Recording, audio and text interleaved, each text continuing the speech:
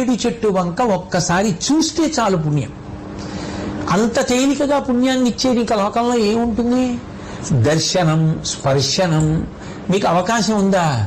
ఒకసారి మారేడు చెట్టును ముట్టుకుంటే చాలు. సూర్యాస్తమయం కాకముందు ఒకసారి మారేడు చెట్టును ముట్టుకుంటే చాలు.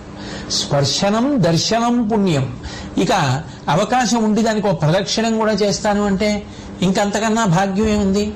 కంచి కామకోటి పీఠాధిపత్యం వహించిన మహాపురుషులు, నడిచే దేవుడిని పేర్గాంచినటువంటి మహాపురుషులు, అపర శంకరావతారమని కీర్తింపబడినటువంటి వారు భారతదేశం నలుచెరగుల సన్యాస ధర్మాన్ని కించితు తప్పకుండా పాదచారి అయి పర్యటించినటువంటి వారు నిరంతరము కామాక్షి పరదేవత యొక్క నామాన్ని ఉచ్చరిస్తూ ఉండడం అలవాటు పడినటువంటి వారు శాంతాకృతిం హితవచ పరిభాషమానం గంభీర భావముతులం విజితారు